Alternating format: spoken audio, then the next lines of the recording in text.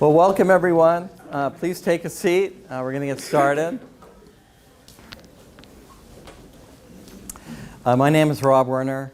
I am the chair of the Concord Energy and Environment Advisory Committee. I also am the chair of the Concord Community Power Subcommittee, which is now actually in our work going from here until January, which we'll hear more about, has been subsumed back into the full Energy Committee. The subcommittee worked diligently over the last number of months looking at community power plans, what other communities had done, and in an effort to come up with our own approach, which we will be likely to transmit to City Council in January, the new City Council, when they take their seats in early January.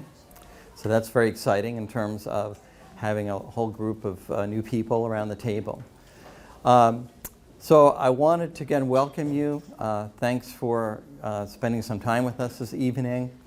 We're going to be talking about the whole concept of community power and how it can benefit our community, how it can lower rates for our consumers, how it can provide more choice for renewable energy options, how it's going to help meet our goals that we have set in the City of Concord to be 100% renewable in energy. And the way that works is we have set a goal through the City Council to be 100% renewable energy, electricity by 2030, thermal, meaning heating and cooling, and transportation by 2050. And that goal applies to the whole of the community, not just municipal operations, although obviously municipal operations are part of that equation. But I wanted to thank a couple of folks before we get started. First of all, I want to thank Joe and Chuck for all of their efforts. They've been part of this work all along with our subcommittee in terms of looking at our community power plans. They bring years of expertise to these subjects.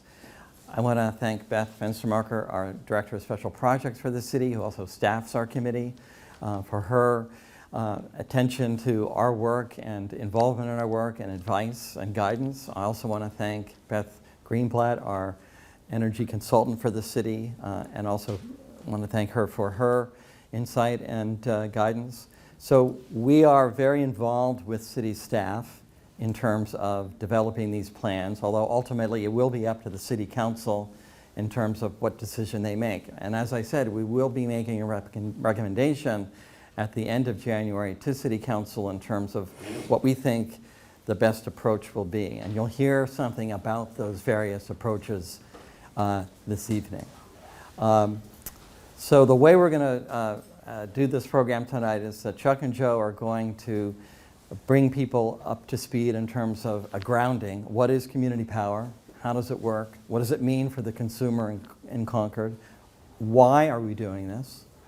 I would answer that question in part of why are we doing this is to make your lives better and to provide more choice and, again, lower rates. That's very key, obviously, and we have an opportunity to do it. And then we're going to hear from the town of Canterbury, which is a member of the coalition of towns around the state that have adopted community power. And we were going to hear from our friend Mary Brunner from Keene, as we did last time, but unfortunately she's not feeling well. So we are going to hear from Emily Mann, who represents and works for Standard Power, which is the entity that has implemented community power in Keene, and she's quite knowledgeable as to what Keene has done. And then we'll open it up for a discussion and questions. So what I'll do now is turn it over to Chuck and Joe, and then we'll learn about community power and what it is and how it can be beneficial to the City of Concord and our residents. Thanks, Rob. It sounds like you were introducing a comedy act here between Joe and Chuck. So we may have a little bit of comedy, but mostly facts. So thanks for the opportunity to talk about community power tonight. My background is I spent 30 years as an executive at National Grid, which is a large gas and electric utility in southern New England. That can be both good and bad, but mostly good. I worked in the environmental and climate change area within that utility, and more recently was the chairman of the New Hampshire Electric Co-op, which is that unique co-op that serves a lot of the not urban, but a lot of the rural areas of New Hampshire that that were not served in the 1930s by the electric utilities. So the co-op's a pretty interesting model for delivering power to its members, and it's actually pretty good, and it's a model that it's actually used by the Community Power Coalition to figure out how to get the best power deals for its members. And it's a paradigm and a model that's been used by the co-op for many, many years. So we'll talk a little bit about that tonight. Let me move on to the first slide. Okay, how we got to today's electricity system. A little bit of history. In 1996, New Hampshire enacted an electric utility restructuring law. And this was done actually in most of the New England states and a number of other states around the country. Goals were to demonopolize the power sector. Power sector in 1996 were vertically integrated utilities. In other words, they made generation. They had big power plants. They also owned the poles and the wires that delivers the energy to your home. So that was called a monopoly, a natural monopoly. But in 1996, the goal was to demonopolize the power sector and give customers more choice, lower costs, and enable market innovation. Those were goals. Some of them have been realized and some have not. And that's why we're here tonight about community power. The effect was utilities sold the generation facilities, gave up their monopoly on electricity sales to retail customers, like all of us here today, and became what they call poles and wires companies. And they also are now in the business of their electricity buying agent for customers. As you look at your bill you get each month hopefully from Unitil, if you're a Concord resident, you'll see in the bill, one side of the bill talks about the prices, the charges for operating the poles and wires. And the other side of the bill is the power that's purchased by Unitil for your use. And the poles and wires charges, there's a profit to be made on that, but on the generation side, there's no profit. It's a pass-through that the utilities, by law, have to pass through that energy to you with no profit. So they have not been making a profit on that for 25 years. Let me just take a step back and say the utilities, especially Unitil, have not been delaying this process of community power. They've actually been helping us and helping people in communities moving on to community power. So utilities should get, I think, an A+ in terms of helping us out on these things. C&I customers, C&I is commercial industrial customers, the large industry in New Hampshire. They've actually done very well under this restructuring law. They actually have contracted with competitive electric suppliers and gotten good deals because they've got lots of load. They use a lot of electricity, so you can bet they can get good deals. Residential customers did not do so well. In fact, about 90% of residential customers in New Hampshire are still on what we call default service. In other words, the service, the generation, the power that you get from Unitil, that's called default service, and about 90% of us are still on that service. Interesting, in 1996, the legislators thought that within a few years, all these residential customers will be on independent power producers and off of default service. But here we are 25 years later, and 90% of us are still on the default service. I think that's because a lot of the options for residential customers, there hasn't been a lot of power suppliers in the market. You don't have a lot of choice. And the choices are take a 2-year contract, maybe it's cheap for the next 2 years, and then afterwards it can actually go up much more than even what the utilities charge. So there hasn't been a lot of migration of people from default service to these power producers. So that part of the restructuring, I think, has not served us well. So that's where community power comes in. Moving on to the next one. Utilities, such as Unitil, have been required to go out to market for 100% of their power needs every 6 months. And think about a model here. They go out for power every 6 months on a particular day and a particular hour, and they take whatever is available on the market. So I'm sure you don't buy your groceries that way, or you don't buy a car that way, but it doesn't give you the best deal in terms of the power price. So it was set up by the legislature to do this because they thought, oh, within a few years, people will be off of this particular model. And they purchased through the ISO New England, that's the big traffic cop, utility transmission traffic cop down in Massachusetts. They're wholesale markets, and in those markets, natural gas is the dominant and marginal price fuel source. When they say marginal price, that's the most expensive generation. So everything that they buy is priced at that most expensive generation. So it's not a great place for us as consumers to be. Just last year in the legislature, Senate Bill 54 actually gives the utilities the opportunity to go on to longer term contracts, more than 6 months. But we haven't seen in the last year really much uptake on that, mainly because I think the utilities see community power coming into place. So they're really not interested in moving into that market. And lastly, utilities pass through the fuel costs. Again, utilities don't make any money on the right-hand side of the bill, the power generation. They pass through the costs to customers or ratepayers. And those costs are subject to natural gas price swings. Everyone remember last December when the price of the price of electricity from Unitil went almost up to 26 cents a kilowatt hour? It was a real shocker.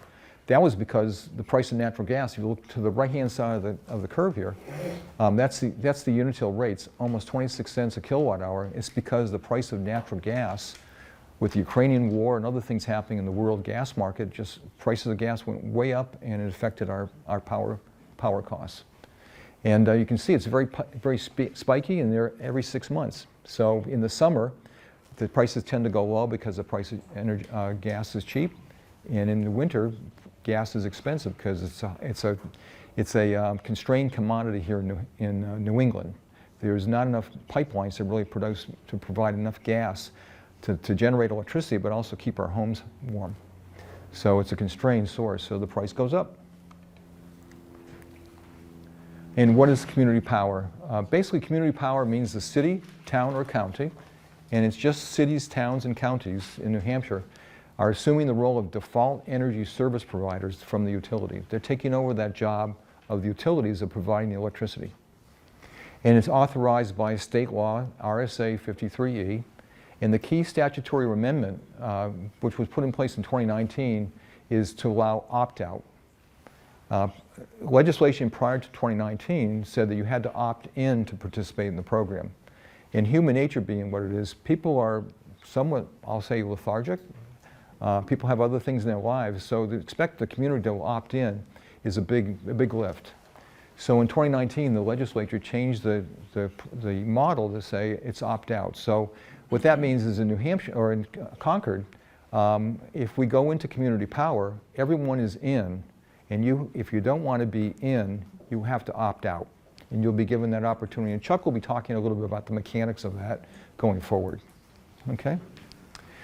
In the community, and in our case, the City Council in Concord, will decide whether to pursue community power. And that probably will be on the agenda for the City Council sometime in February. Okay? And Chuck will be talking about the timeline. And why do community power? Well, it's going to save money. We think it'll save money and reduce price volatility. Those spikes we just saw in that chart, we want to reduce that volatility. It's very tough on a consumer when the prices go up and down. You can't plan a budget. So we think community power will help us reduce that price volatility. It also will help us increase the amount of renewable energy over state law requirements. Currently in New Hampshire, we have what's called a renewable portfolio standard. It basically dictates to the utilities how much of their electricity has to be renewable. And the state law requirements, they max out at 25.2% in 2025.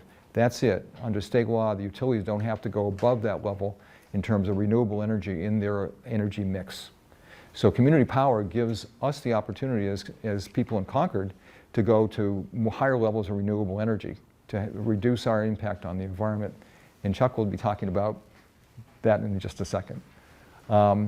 Also, another highlight of community power is that it enables innovative energy solutions based on local conditions. The City of Concord, if it adopts community power, can do things like more energy efficiency. It can do more things like building more renewable energy resources within the city itself. And there's a mechanism within community power to help fund that. So community power provides so much more than what you would get from the utilities, which are only interested in selling you kilowatt hours. So there's a whole layering of opportunities under community power that will benefit, we think will benefit the community. So at this point, I'm going to turn it over to Chuck and talk about more of the mechanics of how this will go forward. Chuck, it's all yours. So I'm Chuck Willing. I'm an attorney at Rath, Young and Pignatelli law firm in Concord, and I'm a member of the Energy Committee that's been working on this. So Joe talked about the reasons to do community power, but there's a particular reason in Concord, which is that we've set this goal of 100% renewable energy. And the time frame to meet the electricity portion of the goal comes up in 2030, which is just a few years away. So we have some work to do. And the goal, as was said, applies to the entire community, not just to city government. Community power is a key way to achieve that goal.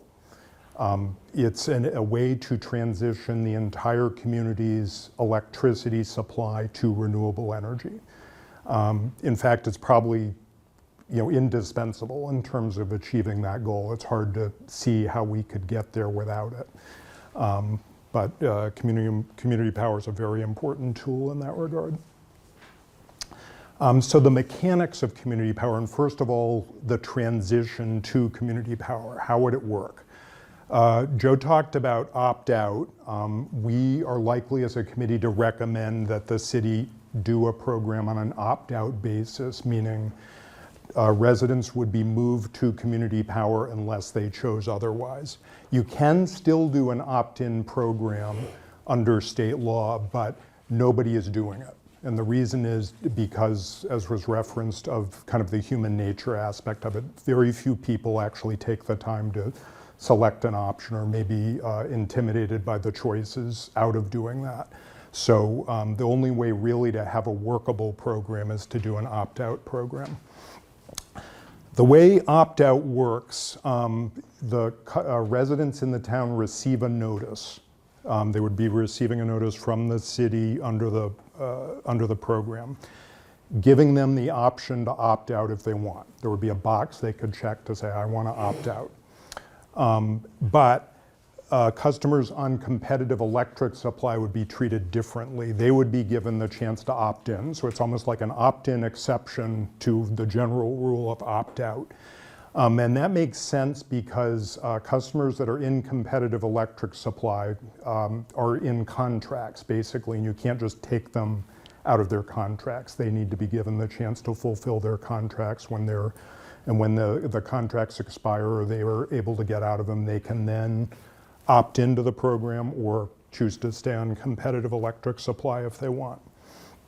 Another feature of that notice is going to be to give people options to choose within the community power program if they're in it. And the options at the beginning are going to be these 4 options. Same renewable energy percentage as the utility is offering right now. That's one option. 33% renewable energy, a higher amount, because right now the utility percentage is 23.4. So 33% is an option, 50% is an option, and 100% renewable energy is an option that people can choose. If people don't make a choice, either A or B will be the default choice for those people. So if you are in the program, don't make an election as to which supply or which kind of product you're going to get. Depending on what the city council chooses, you'll be in either A or B. So practically speaking, what would community power mean to residents? It actually wouldn't be that big of a change in practical terms. You will still receive one bill from Unitil for your power. That bill will contain an energy charge from the community power program and transmission, distribution, and other charges from the utility. And in a way, it's very similar to how people on competitive electric supply currently are treated. They get one bill as the competitive electric supplier's energy charge along with Unitil's other charges. In terms of what the rate's going to be, we don't know yet, but we don't expect to launch a program without a price savings at the beginning. We'll be, depending on what model we choose, looking at the market, and if we are at a point where we're not able to offer a cost savings immediately right off the bat, we're probably not going to launch the program yet. Instead, we would wait to launch the program. That being said, we have every confidence we're going to be able to offer a cost savings at that time. That's been the experience of the communities that have launched so far. And we think just structurally, it's very unlikely we will hit a time when we're not able to beat the utilities rate. Not impossible. The utilities rate can go up and down and conceivably could go below ours, but that's just not going to happen very often based on history, really. One other thing to point out, this has been maybe the biggest hiccup in implementation of community power in other communities. Net metering customers have found difficulty being able to take advantage of community power off the bat. And that's because there's a data exchange that needs to happen with the utilities. It needs to happen for all customers that are being moved to community power, but in particular for net metering customers because they're receiving a credit for the power that they export to the grid. There's just been an issue between the utilities in terms of getting that data back and forth to the right place. That's being worked on, and maybe the advantage that Concord has in going a little bit later is that might be resolved by the time we would get to launch. There are two community power models that communities are following, and you're going to hear from representatives of each of them tonight. One is the Community Power Coalition of New Hampshire, which is a group of communities that are in a coalition and working together on community power. The other is a consultant supplier model, which basically involves working with a consultant who helps you choose the supplier.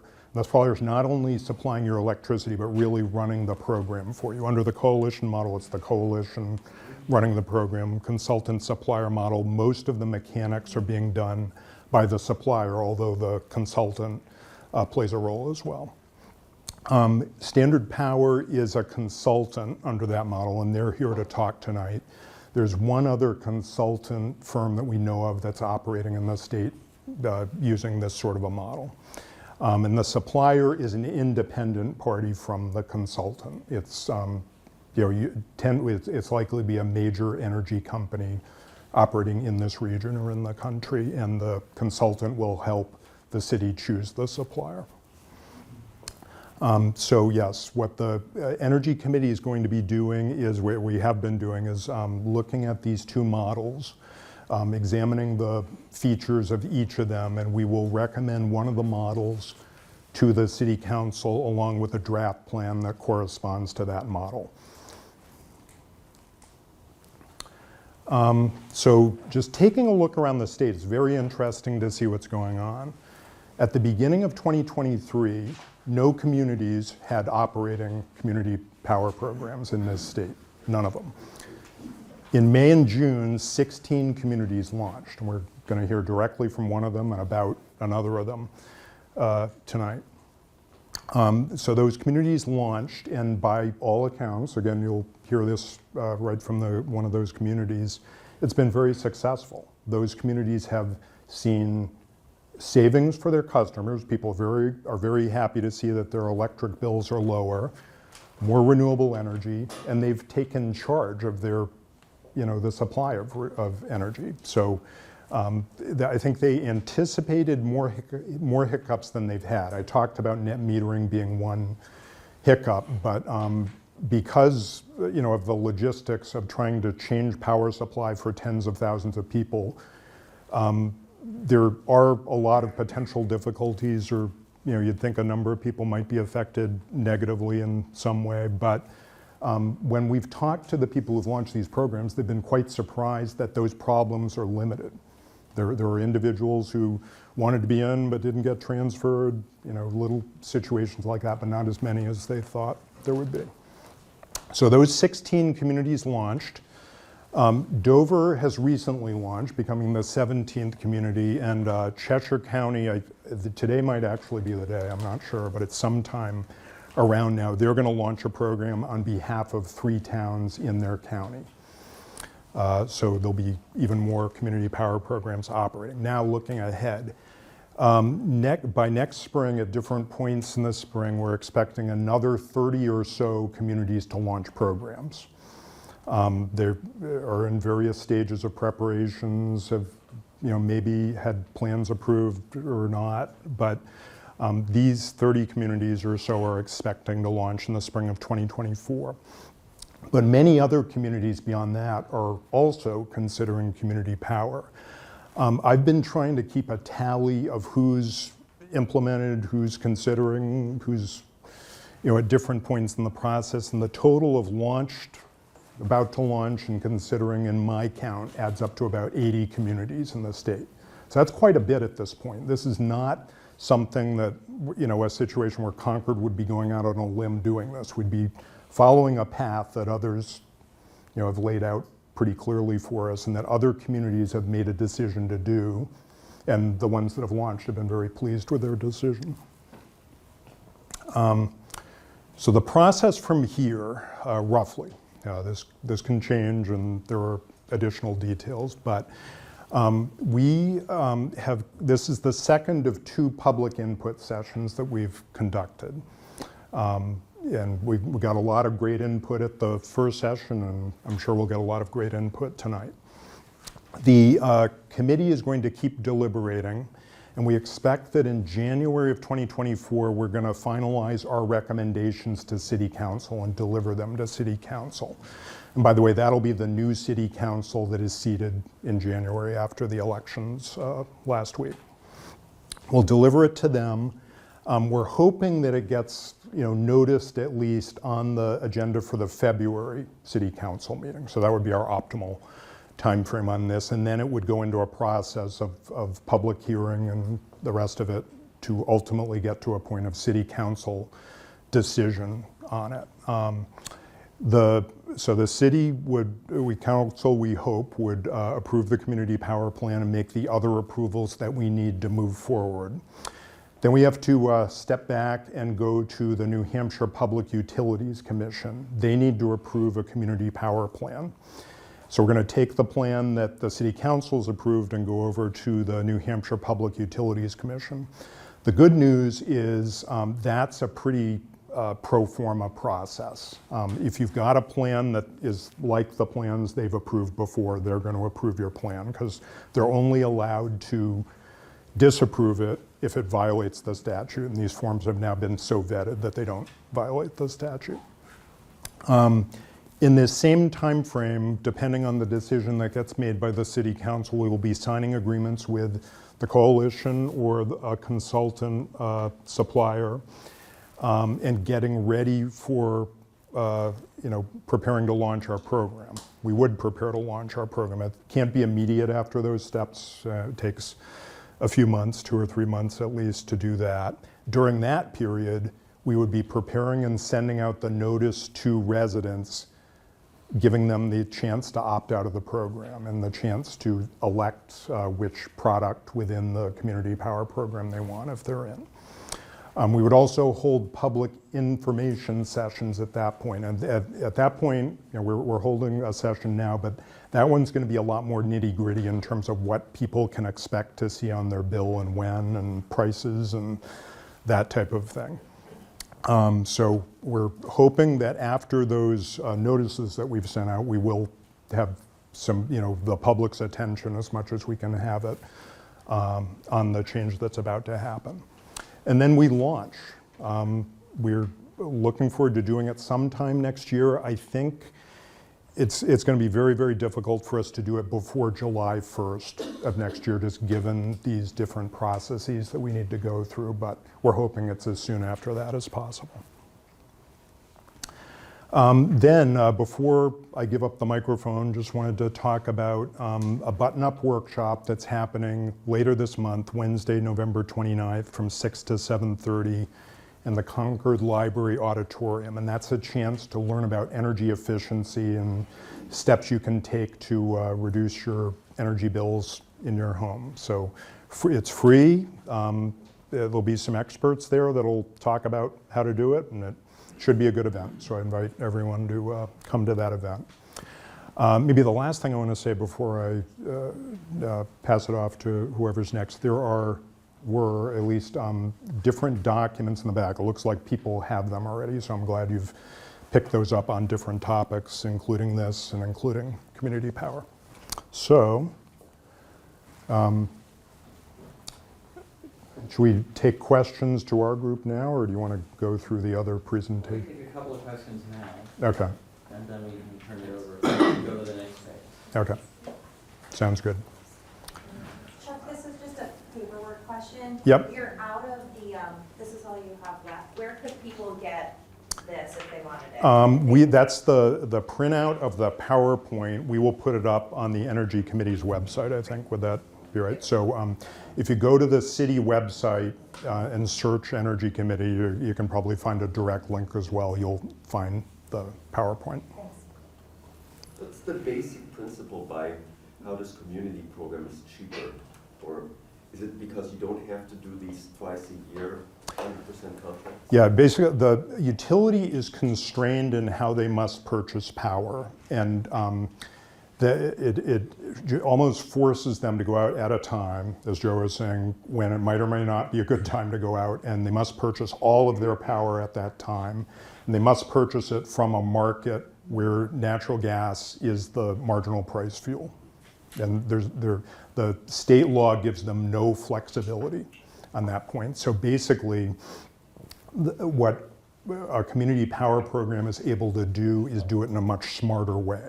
Separate from the renewable energy piece of it, you can, through the program, enter into different contracts, laddered contracts in a way that's optimized. And there are people who work with the coalition, work with the supplier that Standard Power works with, that like computers and all kinds of resources are brought to bear to like find the best possible arrangement for the program. So not each of the community plans does it on its own. No, Concord itself wouldn't need to have. I think we called them at the last presentation gnomes.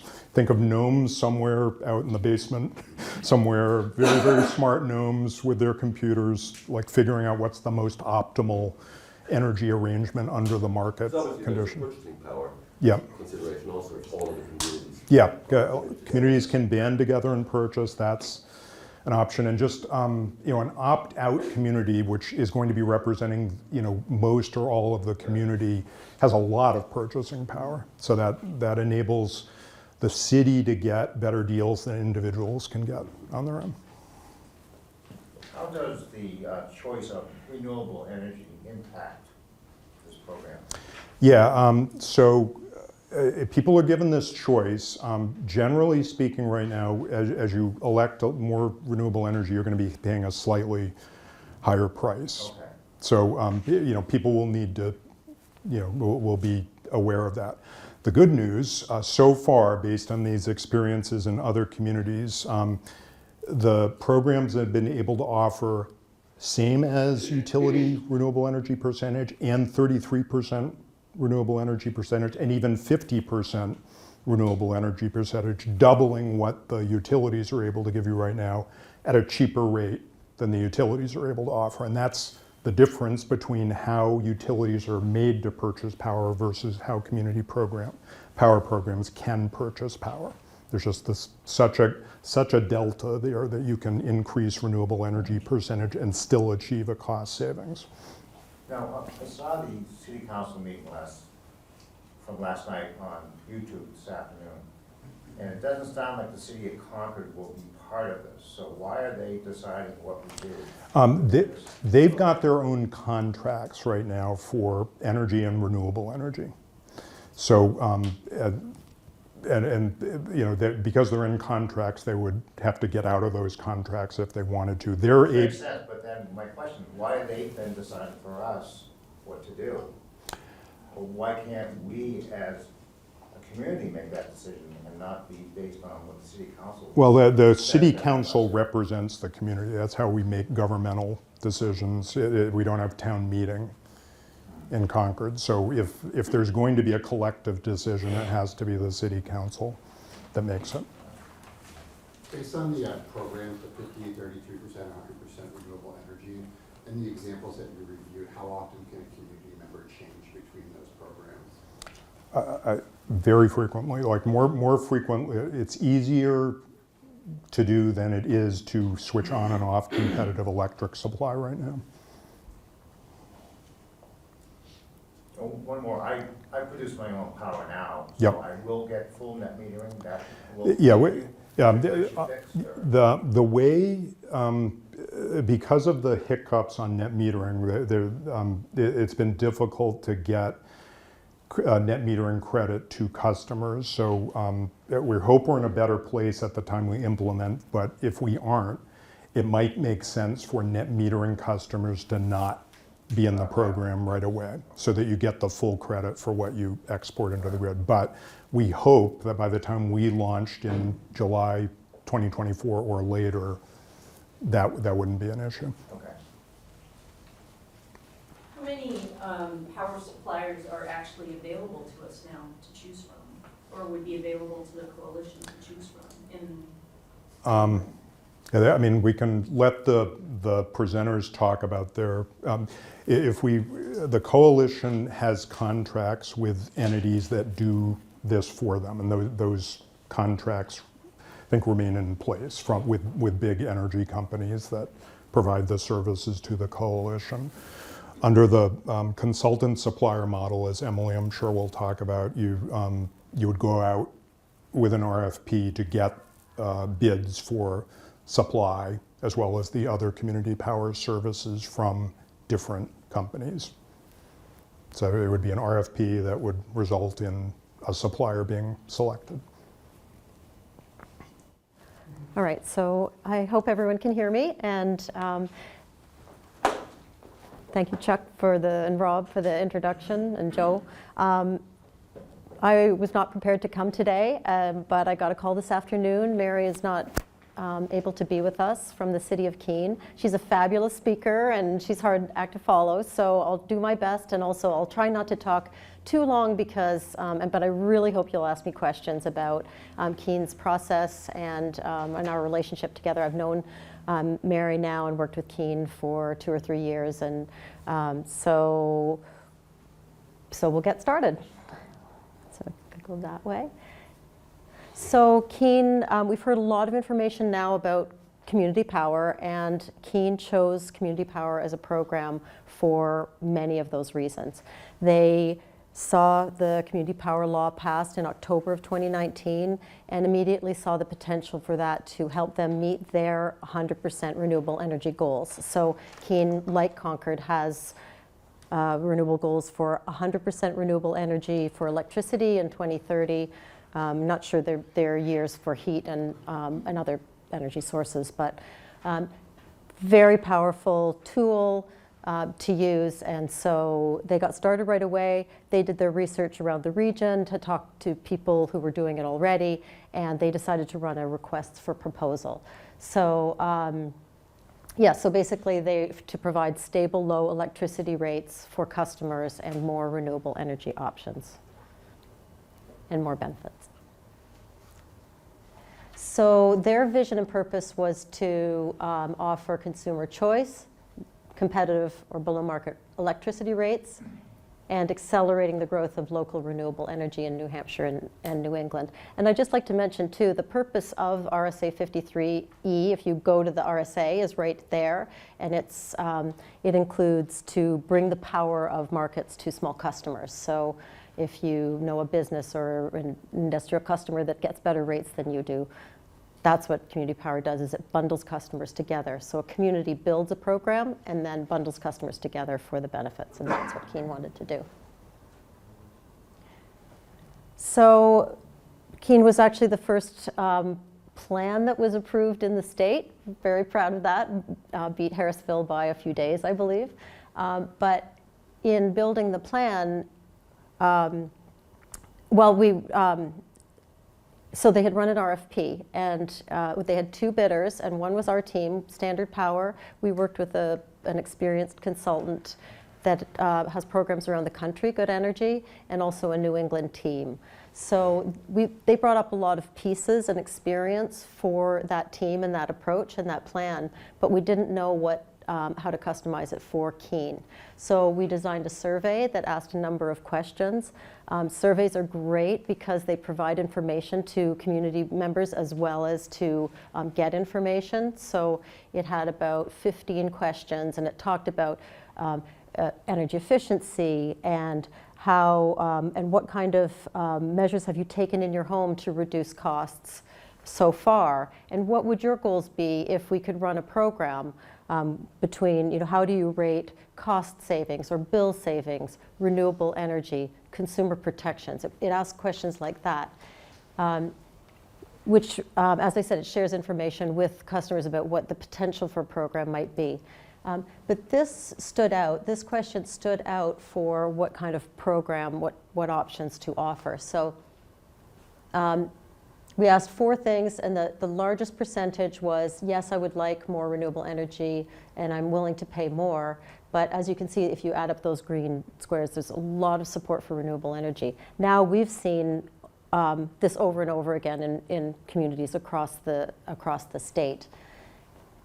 Because the sections were so well defined, Keene chose the 4 products, and that really has become kind of the normal product offerings. But Community Power can offer any number of products. This is just settled down to offer the most broad offerings for people who want 100% renewable energy, want the best cost that we can get, and then and also a green renewable default can help the community meet its goals as well.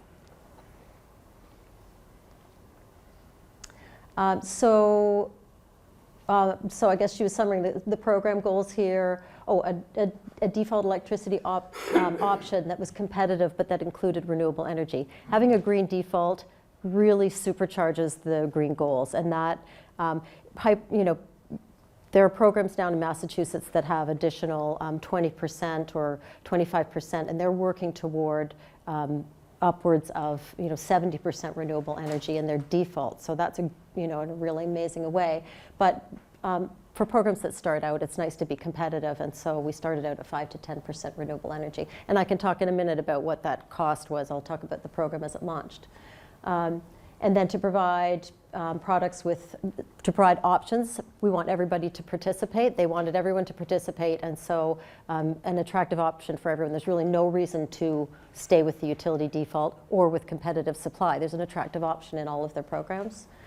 To catalyze development of distributed energy, both the educational aspect of Community Power. Everyone receives something in the mail that says this program is starting, and these are the goals, and these are some opportunities. So people would come up to the program and say, I have a piece of land, can you do something with that for renewable energy? And just to bring some expertise into the community as well, to explore opportunities to support utility scale renewable energy. In Keene, they are exploring, I think it's a 50 megawatt project on a municipal site. It has some hurdles to get through, but it's been a great way for the community to explore their own goals. This site is treed, so do they take down trees to put up renewable energy panels, or and certainly every conversation about that talks about the disturbed landscape, and can't we put panels on every roof? So, but maybe we couldn't get panels on every roof until we had that conversation. So it's really increases the interest and creative ideas for renewable energy. And then to support energy efficiency initiatives, the program as launched doesn't provide any funding for energy efficiency initiatives in particular, except that Keene has started a Community Power Fund. It's funded by net metering benefits of a renewable energy generator that's located in Keene, and this could be part of the expenditures that they set for that goals for that fund and that program. And then and then to explore other tools, time of use rates. We didn't start with that. Our approach and Keene's approach was to start with a really successful program and get everybody on board, and then their program, well, actually, I guess, so I think this is like my second last slide or last slide. So the program's launched in June. Keene launched with 3 towns, Swansea and Marlborough, which are contiguous, and Wilton. And these were the rates. And I don't think we have, oh yeah, so this was the Eversource default rate at the time. And we went to market in March and got 11.47 cents. So we were, and that's with, you can see the 33% with the green default. So it was great savings. Since then, the utility price dropped to 12.58 cents. So Keene residents are still doing really well. It actually, I think as Joe said, so the Keene 50% is still under the utility default rate. So their program launched successfully, and they chose a 30-month rate. The town got to choose the rate. Well, the group chose the term. So I can talk more about how they did that and how they came up with 30 months rather than 24 or 17 or something like that. So, okay, I'll just keep going, and then hopefully you'll have some questions. I wanted to address a couple of things. One is your question. I wanted to remember to say that customers can come and go from the program anytime, but it really is effective once a month. So you have 12 opportunities. It's not in real time. So that's really kind of important to realize that you can definitely come and go, but it depends on your meter read date whether you get changed, right away, or whether you have to wait a cycle or two. But in terms of net metering, we have a little different net metering approach.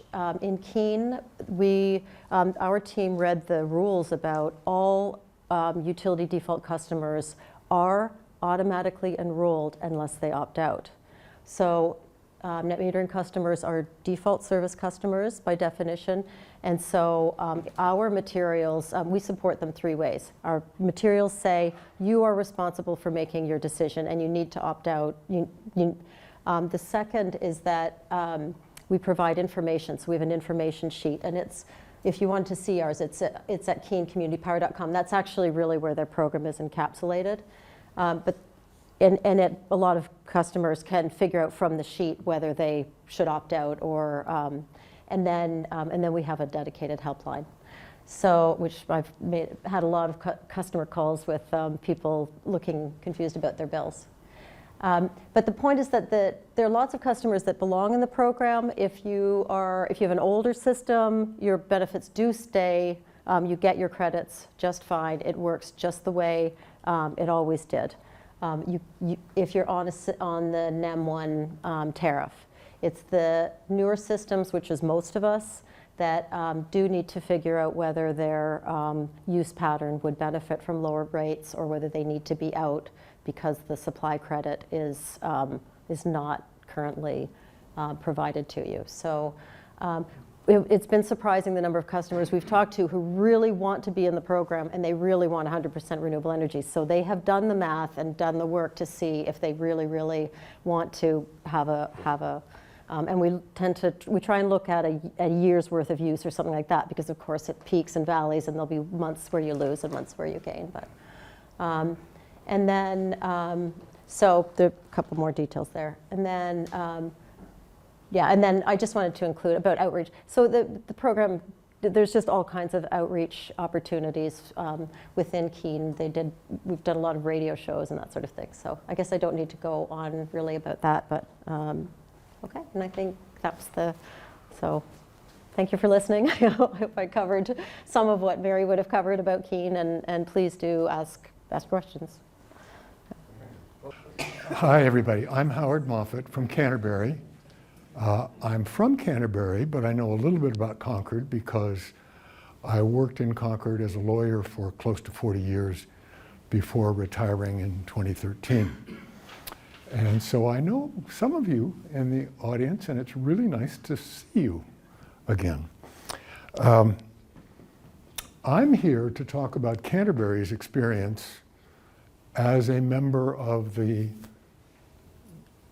Community Power Coalition of New Hampshire. And this is the other model from the Standard Power broker, consultant, supplier model that Emily's been talking about. And I guess I'll start by trying to give you a sense of how Canterbury compares to Concord. I think you probably know this, but Canterbury is about 2,700 people.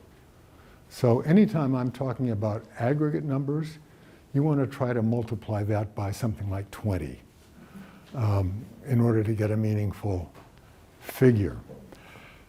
The Community Power Coalition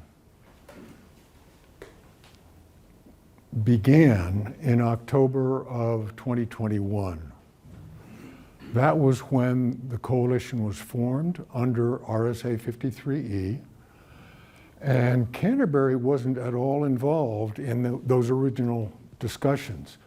We came late to the game. We didn't really get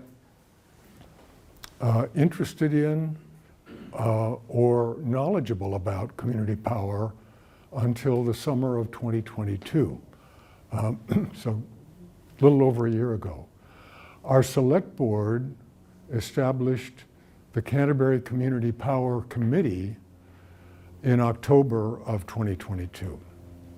And at the time, we were under the understanding that because we hadn't been in on the ground floor in 2021, we probably weren't going to be able to launch, that is to actually join the program and start providing power to community residents until the spring of 2024.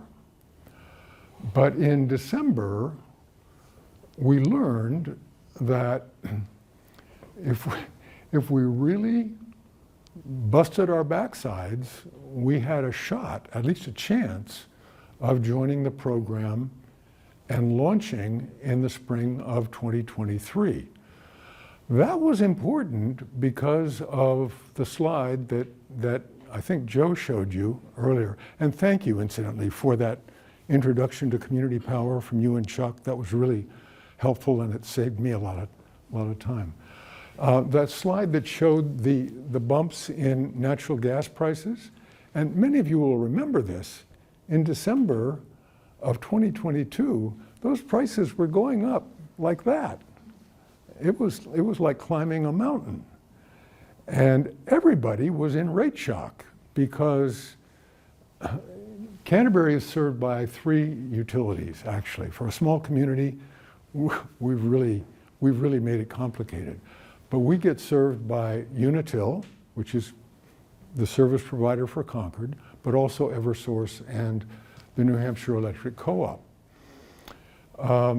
And most people in Canterbury had Unitil rates, which for the period beginning in December of 22 were at 26 cents a kilowatt hour, 25.9 cents, but effectively 26 cents a kilowatt hour. That was more than double what people had been used to paying. And so when we found out that there was a shot at joining the first wave of 10 communities that we're going to launch in 2023, we really worked our backsides off to try to make that happen by completing our electric aggregation plan. That's the fancy statutory name for the community power plan that Joe and Chuck were talking about. And we did it. We just barely made it in time to get to town meeting in March.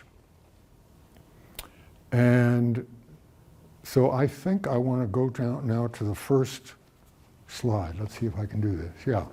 Okay. We were able to launch in March. We got a unanimous vote of approval for our electric aggregation plan from town meeting. And the same night, fortuitously, the PUC approved our electric aggregation plan.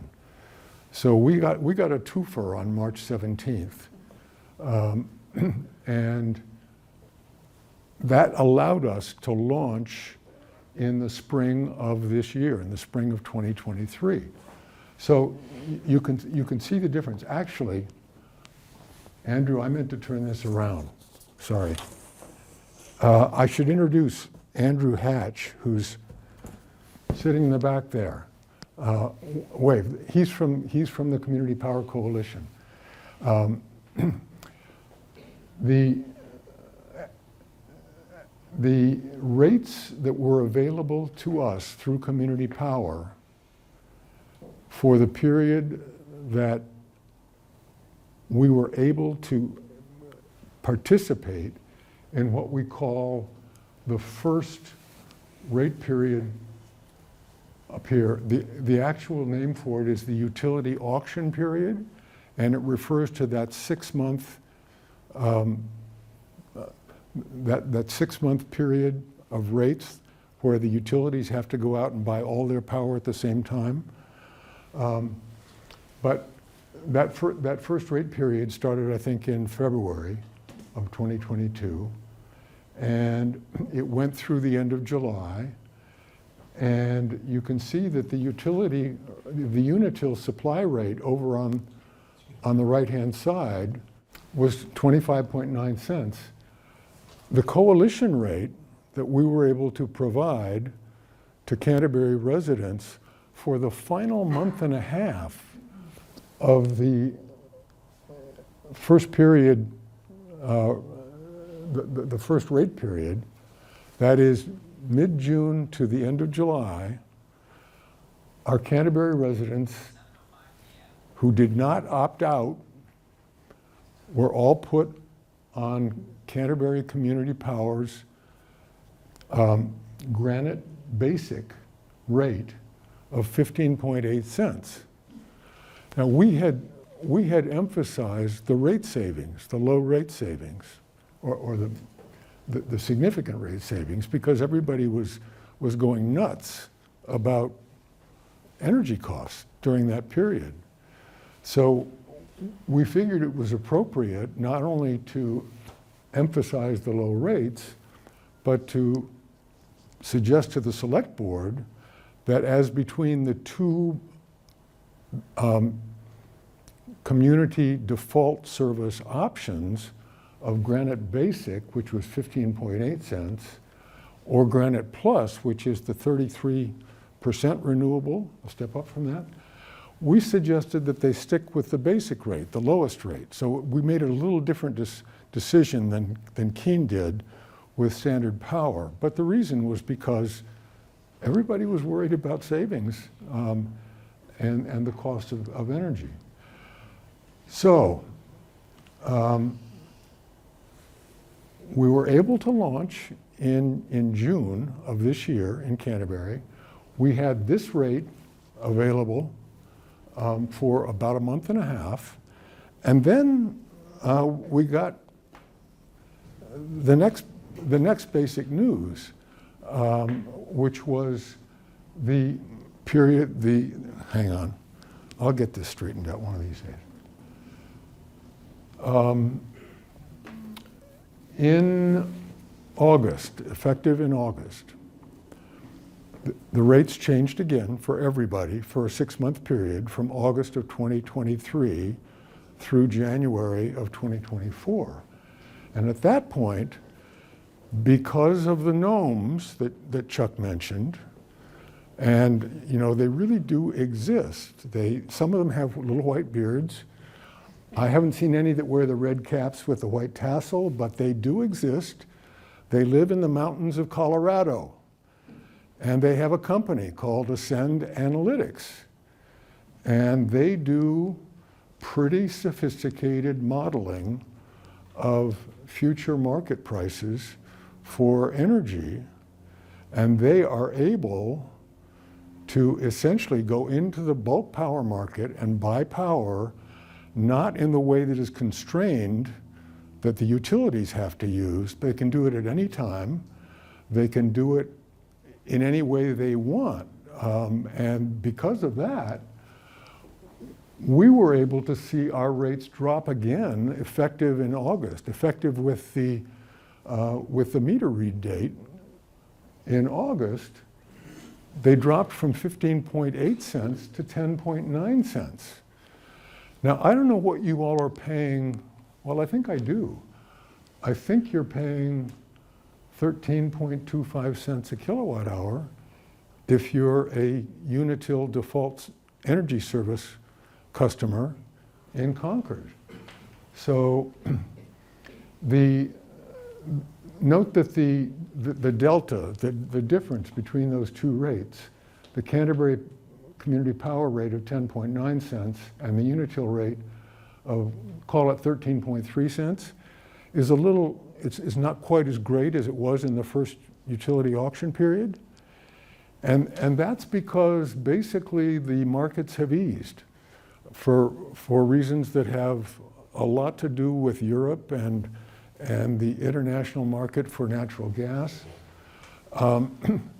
Rates are coming down for everybody, but that's still a significant savings.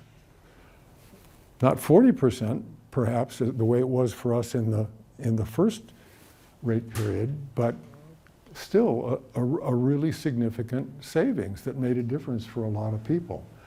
So that was the second piece of good news that we got.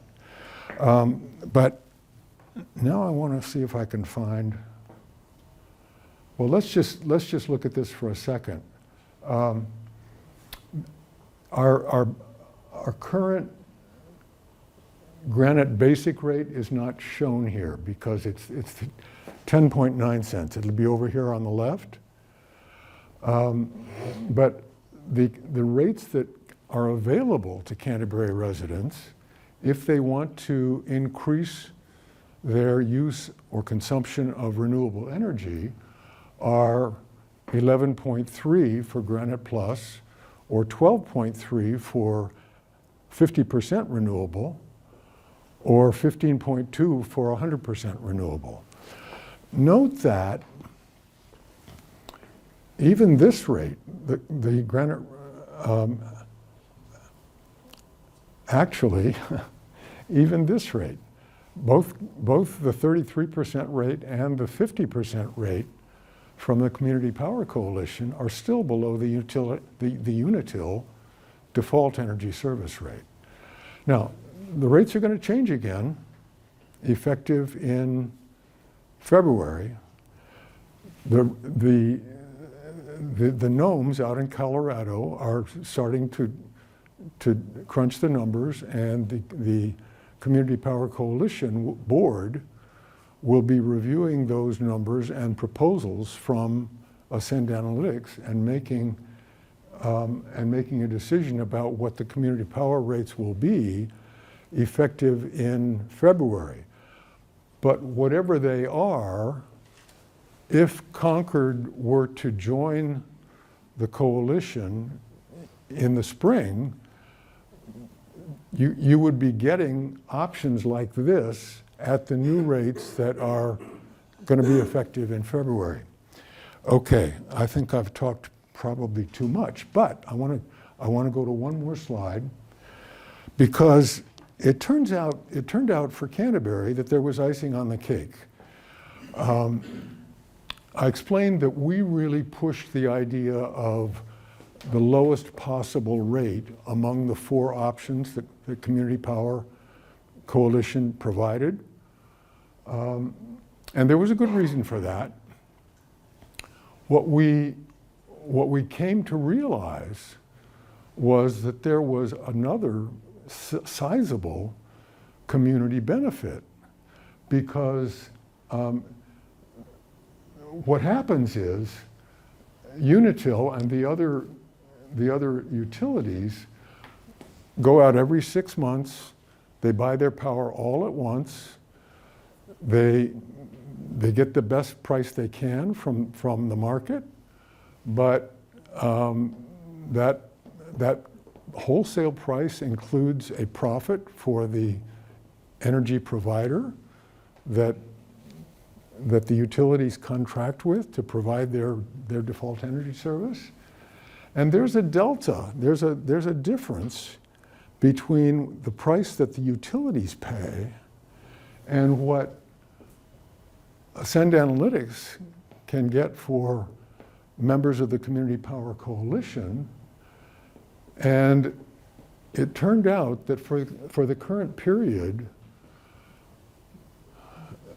that difference, that delta, not only allowed a savings of 40% in the first period, I think it's about 20% now, but it also allowed us to accrue reserve funds, which are shown up here in green, and those really represent Canterbury's share of the organization's equity.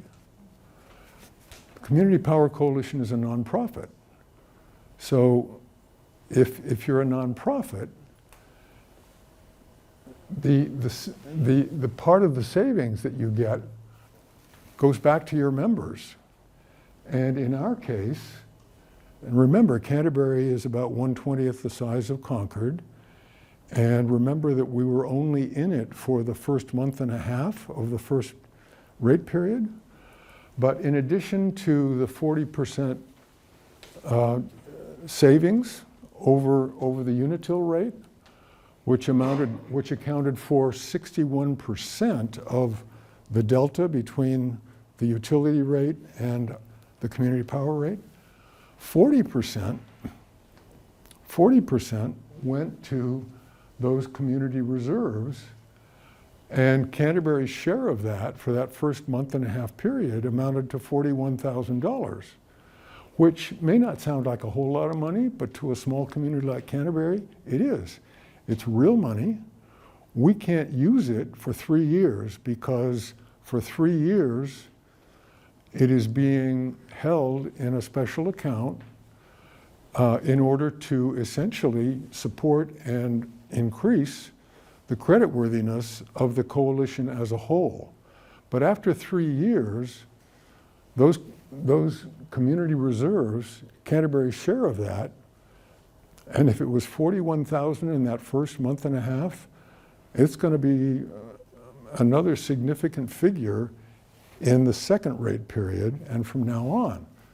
So after 3 years, that money is going to be available to us to jumpstart a solar farm in Canterbury that would provide power to residents at lower rates, or simply to lower the rates even further from the established rates set by the Community Power Coalition Board.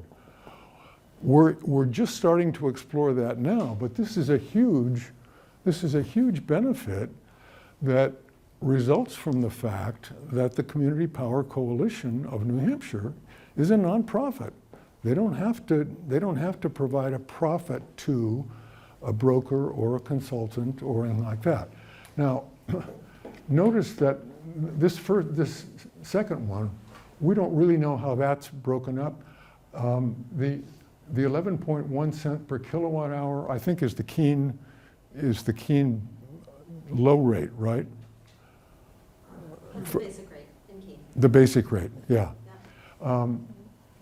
But note that that's a 30-month rate, okay? So it doesn't translate directly to the 6-month rate that we're going to have in Canterbury for the next 6-month period, or for the current 6-month period. So I think I should stop and see if we have questions. But you're going to have some very exciting discussions, and I think there's some real opportunities coming up for Concord, and I appreciate the chance to be here and tell you a little bit about Canterbury's experience. Now, can you divest me of this? Divest you. There we go. Thank you. Thank you, Howard. Appreciate it. Oh, I'll just say one other thing. This is the map of the current community power coalition towns. The green ones, including Canterbury here, are ones that have already launched. There are 12 of them. The blue are ones that have been approved. That is, their EAP, their community power plan has been approved. And I think that means approved by both the local legislative body, whether it's whether it's a town meeting or a city council. And the pink ones are ones that have indicated an interest in joining and hopefully joining in time to launch in 2024. So that's where we are. Thanks. Happy to take questions, and we have a variety of people who can answer them, depending upon the question and their expertise. Go ahead. I see that a lot of the community power programs are less expensive than Unitil, but the one with the 100% renewable energy is still more expensive. Are there plans to change that? I can speak for Canterbury. The answer is yes, there are plans to change that. We have, the Canterbury Community Power Committee, of which I'm the chair, is really changing its focus now because we've had so much success with the rate savings and the reserve funds that, and the select board, I think, is very comfortable with. The select board makes the final decisions about the default rate. We, the Canterbury Community Power Committee, are now starting to think about a community renewable generation facility. We're starting to look at land. We're starting to talk to developers. And it'll take some time. It'll take a lot of work, but we expect to get to the point, whether either by ourselves or in conjunction with one or more other coalition town partners, we can provide the financing, much of it from our reserve funds, once we get access to them in 2025. But we expect to be able to think seriously about starting a renewable energy project in Canterbury, and that would have the effect of increasing the renewable energy that is available to Canterbury residents, as well as lowering costs again. And then you had mentioned Keene is conceiving of a very large facility, a solar facility, and how that might impact the question as well. Yes, so the short answer is right, that the only, oh, sure. That's what I'll do. Okay. So the only way to reduce the costs is to build your own project, and that depends on supply, supply chain and all those issues. But you can build your own big project and then reduce your costs. Otherwise, renewable energy is traded on markets, and they're national, regional, local markets. They have market opportunities. They have different prices. They're different quality of renewable energy, but when you purchase renewable energy, it is verified by a payment called a renewable energy certificate, and that certificate is retired in your interest. So right now, renewable energy certificates are about $30 for a certificate, which is for a megawatt hour of power, and that's pretty established. So the renewable energy in the programs now is pretty much counted by renewable energy certificates. But in order to get to 100%, a program could either buy 100% renewable energy certificates, which we could calculate now, or you would build your own capacity. With the Power Coalition, I'm assuming they're making, the board is making certain decisions about the purchase of power, and what's the representation of the communities on that coalition? And then to add to that, the question that was just asked relative to renewable energy in the community, how does the coalition decide about purchasing that local community power? How does that dynamic work? It's done by the coalition board. The coalition board started out with one member from each of the communities that was a member of the coalition, but they voted last year to change the bylaws to provide that once there were more than 21 members, then the members of the board would be elected by the members, but they would be limited to 21. So we have close to 40 members now, I think, and roughly half of the communities are represented on the board. They make the decision based on recommendations from the Risk Management Committee and the Finance Committee. But it's that 21-member board that establishes the rates, and they will be establishing the rates for the third utility auction period, starting in February of 2024. They'll be essentially establishing those rates in late December so that people will have at least 30 days notice about what the new rates are going to be, and would be able either to opt up, opt down, opt out, or opt in. Do you want to say anything more about that, Andrew? Yeah, thanks, Howard. Yeah, I mean, essentially everything Howard said is true. We are moving very fast, 44 members right now, and obviously it's a little unwieldy to have an ever-growing board of directors. But that board is a rotating board. Each member serves a 3-year term, but for the first 3 years, there is a 1, 2, and 3-year term, so that there's regular rotation of the members of that board. Secondly, all of the 7 other committees are also part of the coalition's group, which are all elected to positions of 3 years. So there's a lot more than just the overarching board, and all of those boards are through volunteers and a lot of expertise, folks from city government, town government, but also from the power industry and folks from all walks of life. So it's a very broad consensus. Your second question, could you repeat that, sir? Yeah, so the board, if the coalition, I think, is making decisions on where to purchase the power from, Yeah. when a local community embarks on a project to get more renewable energy, which in essence Right. lower the overall cost, does the board automatically have to take on that energy, and how does that work with the relationship between those communities? Yeah, we are getting into an area that is a little complex to be completely clear, but there's 2 things here. The first thing, to just address those reserves that Howard was talking about. Those reserves are primarily and focused upon ensuring that the coalition is a robust, bankable entity. So we, over the next few years, are going to have to build up those reserves in order to have initially 60 and then 120 days of operating capital. And as we're launching and growing, that is it's a fairly volatile sort of number. But as we're getting closer to the end of the year, I can tell you that we're already looking at 2024 as being that date when we get the 60 days, and we'll be well within a 5-year window of 120 days.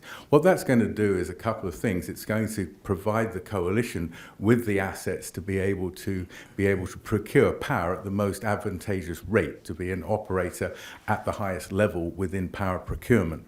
But the other thing it is going to do is allow the coalition to underwrite power purchase agreements. The idea isn't to spend money to specifically build renewable power, but to have the asset base that those developers could be entering into a power purchase agreement with the coalition and get the most advantageous rates, up to, say, a 20-year PPA. Now, that is completely separate to the ambitions and initiatives that the independent communities may embark upon.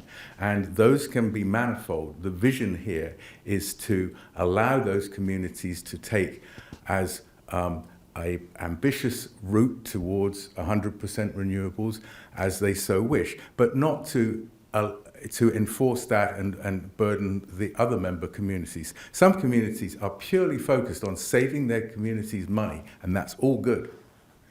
Other communities have made pledges. Some of those launch communities are ready for 100 communities. Hanover, for example, Plainfield, they actually launched at the Granite Plus level in order to get a head start on meeting those 100% goals. And that might be something that Concord would want to consider.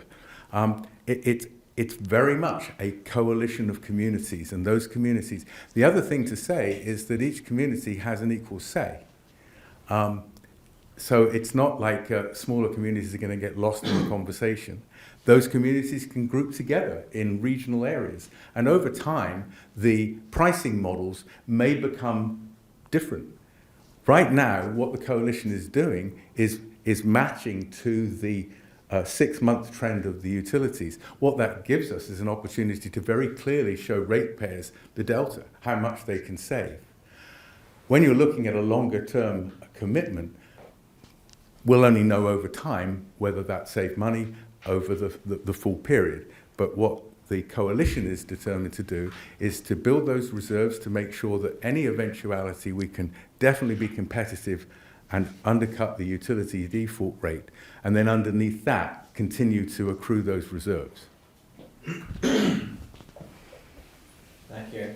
Okay, so a couple of questions. So for Keene and Canterbury, roughly what percentage of power users opted out from the community power program and went to default? And has that, although it's a short track record here, how many have changed their minds relative to that? I can speak for Canterbury. In Canterbury, it was about 4% that opted out. Out of, I think, 890 some residents that were on the grid and that had the option to opt out or opt in or whatever. 96% did nothing. They essentially made the choice to go with community power by not acting. There were 4% that chose for whatever reason not to do that. And I don't know what Keene's experience. For Keene, it was about very similar, same percentage for much larger community. Okay, then another question, I have one, that's it. So how many people opted to go beyond the basic rate? Percentage-wise, roughly. Okay, so in Keene, we also had about 5% opt out, but that included net metering customers, so probably 4% is exactly the same for opt out. It's too early to know who's come and gone.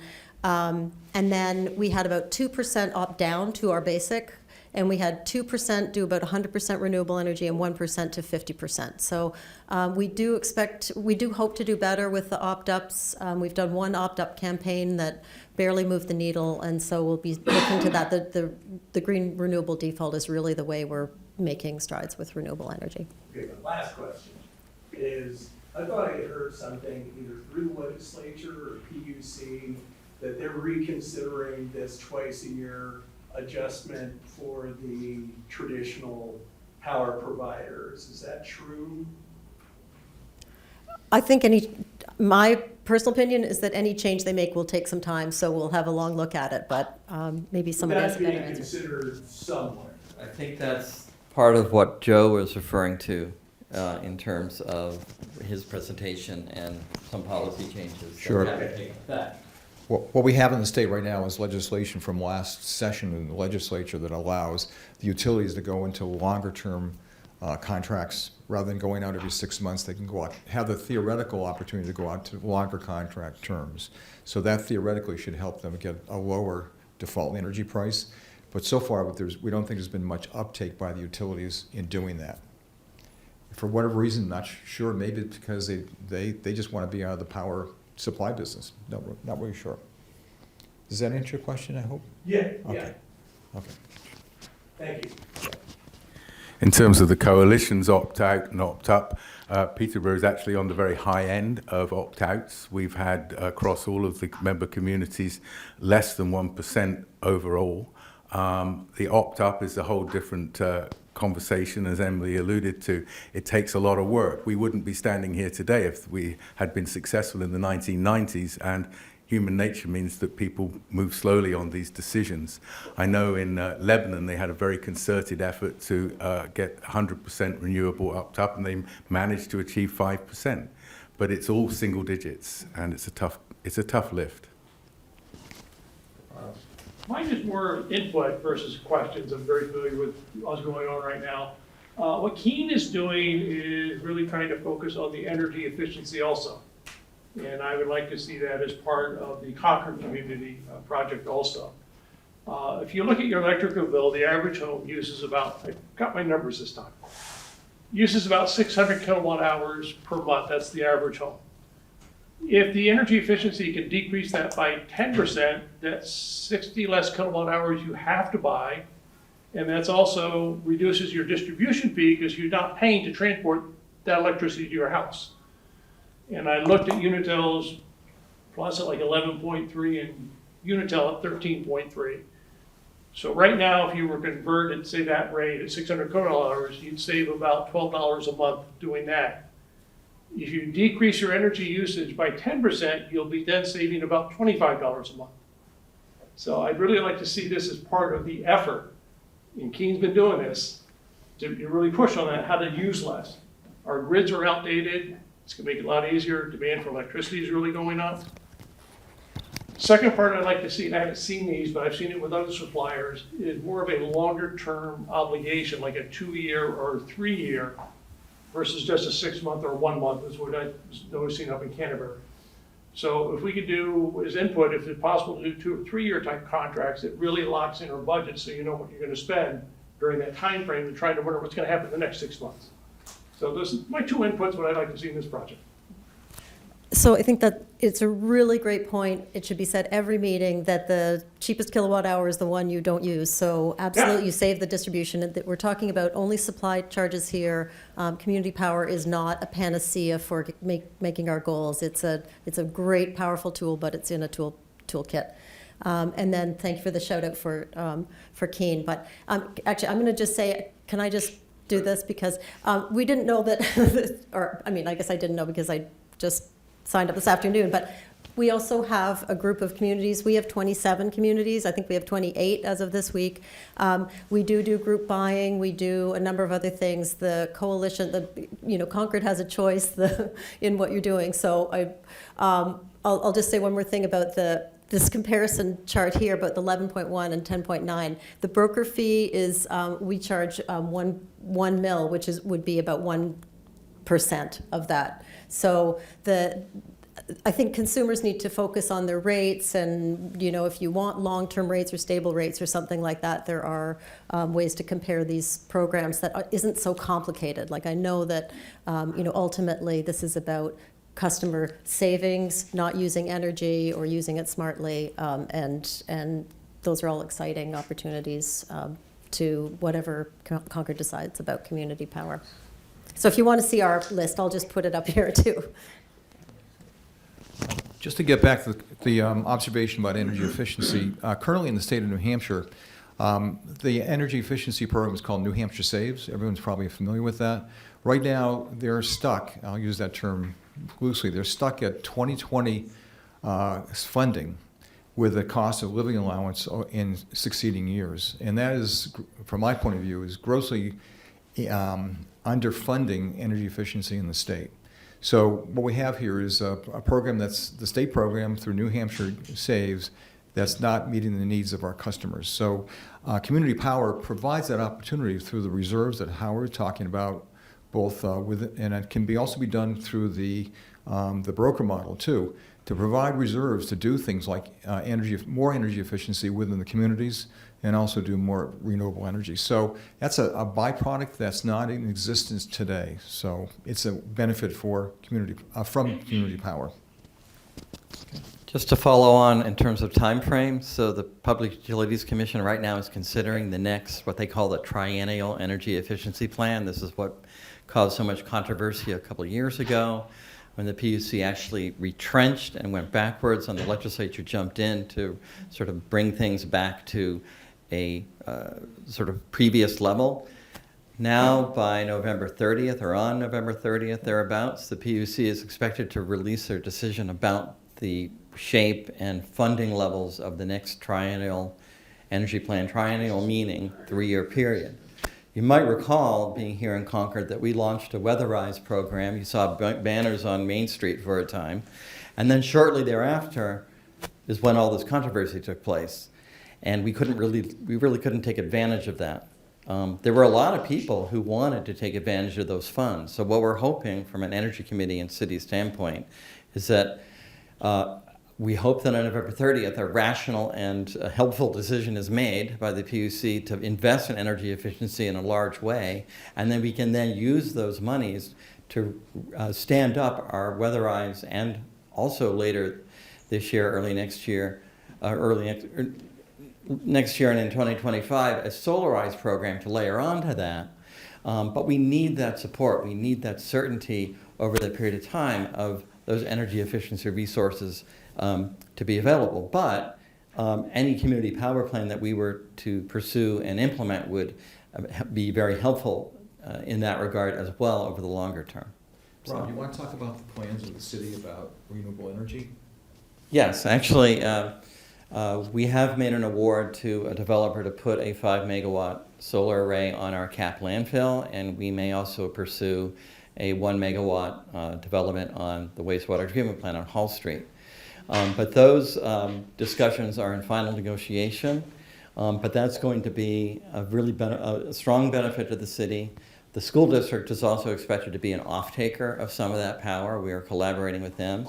But we've been working at this for a while. We've had some unfortunate detours, but we really hope that this time we'll be able to bring this project to completion. We have every expectation at this point that we will.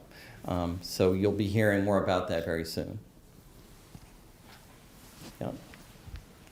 Two things. One, I just want to thank all of you for your work on this. It's very exciting to me. The second is, it's my understanding that we can contact the Public Utilities Commission and encourage them to support New Hampshire Saves. Absolutely. As a public body, they are, they take comments from all quarters. I will tell you that I'm very pleased to say that the City of Concord, over the signature of our city manager, Tom Aspel, has sent a letter to the Public Utilities Commission urging them to approve a triennial energy efficiency program that's going to be really beneficial to our community and communities around the state. So I'm really glad that our city has taken a position in that regard. So. Yeah, I can tell you within that, I work within the NHSA's program, and not knowing until the end of this month what they're going to do for the next 3 years. We're not hiring, we're not buying equipment. You don't know what's going to happen. So there's a shortage of people out there to do the work, which is a tough thing too. Also contact your state representative or state senator.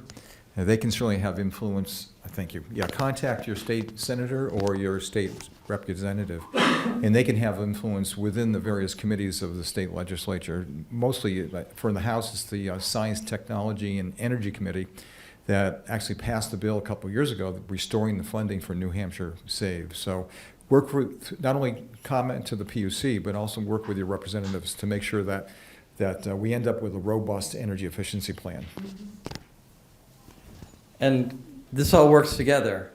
Community power, more renewable energy, larger projects, money for energy efficiency. It all creates a situation for our community that's going to be positive for our residents. And that's really, at bottom line, what we're about and what we're trying to accomplish for folks. So, are there any other questions? Yeah, go ahead.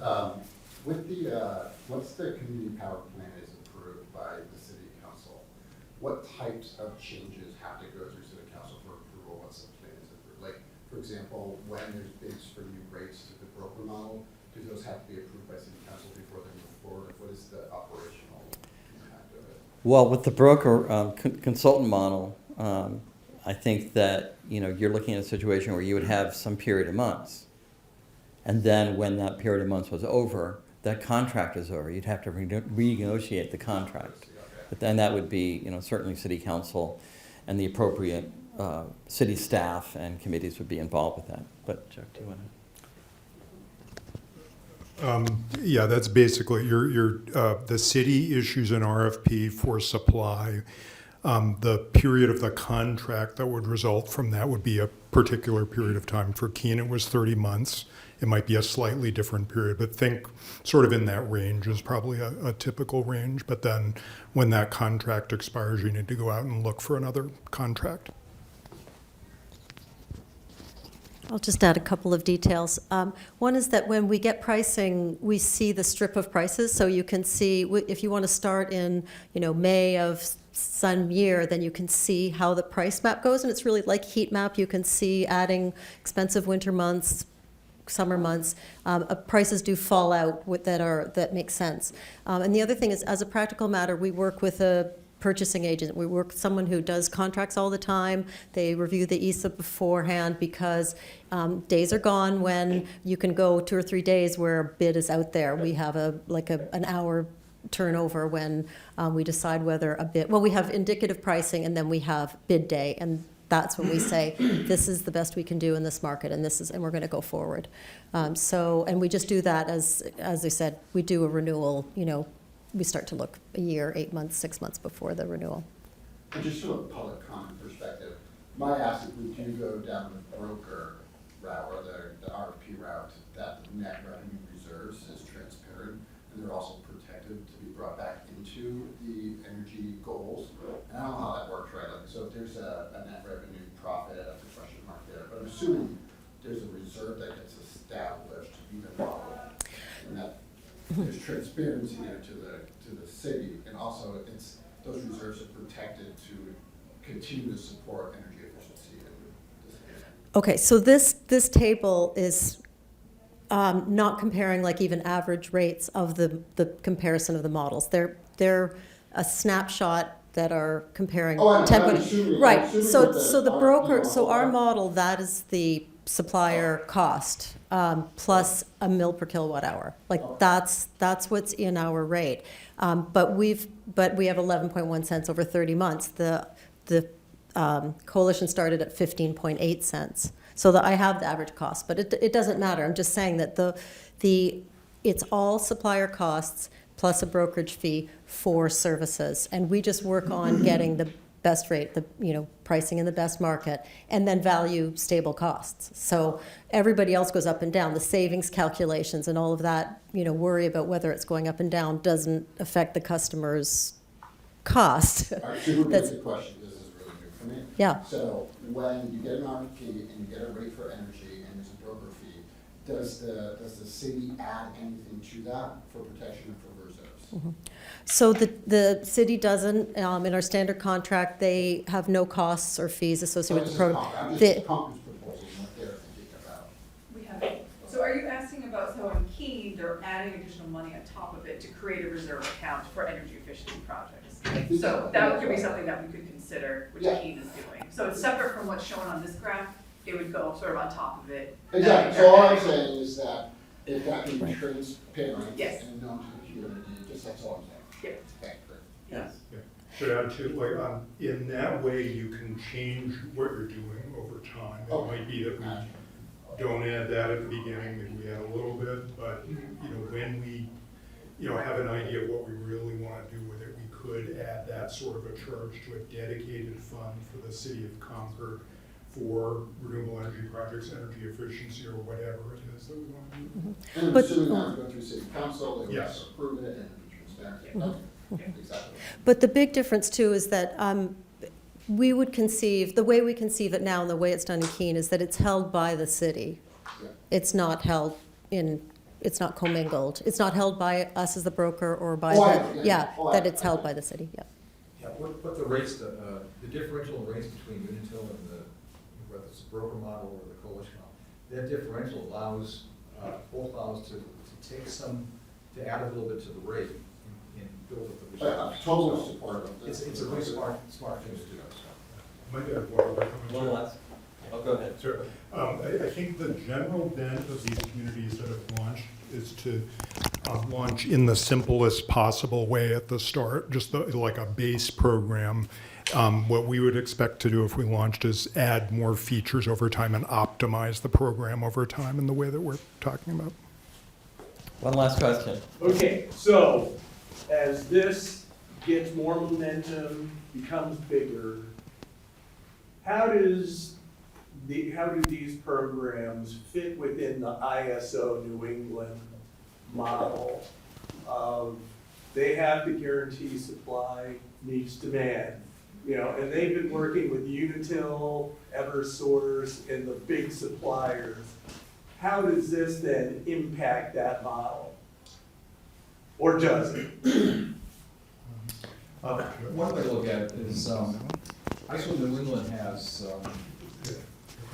thank you.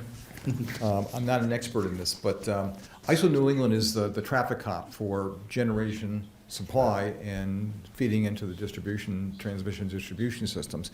And their responsibility is to make sure there's enough energy in the system to support the load across New England. Right. So the people who participate in the market, and I may have it wrong, but they're called load-serving entities. Okay, and they're the people who generate the power, feed it into the system. They're load-serving entities, and they actually operate within the ISO New England system. Right. The coalition, we talked about building up reserves. The coalition is, as they build up reserves, they will be able to qualify as a load-serving entity within the ISO New England market. Okay. Okay, and on the broker side, the supplier that, and Emily, correct me if I'm wrong, the supplier that would be in the contracts is already a load-serving entity. So that's how they participate in the ISO market. So if that helps. I may be wrong, I'm definitely not an expert in this, and that's why I'm asking the question. If you had a handful of, and ISO covers New England, so there's more than a handful. But if you're multiplying it tenfold, 20-fold as to who these entities are, then that becomes a little more challenging, I would think, when you're going to these auctions Yeah. and establishing. There are quite a few, I don't know how many load-serving entities there are within ISO New England, but there are a number. Right. And so the coalition would be one of those load-serving entities, and certainly the supplier on the broker side is one of those load-serving entities. But they all have obligations to provide power into this ISO New England system. So it's very complicated and convoluted, and sometimes it looks like magic, but maybe, Emily, you have something to add?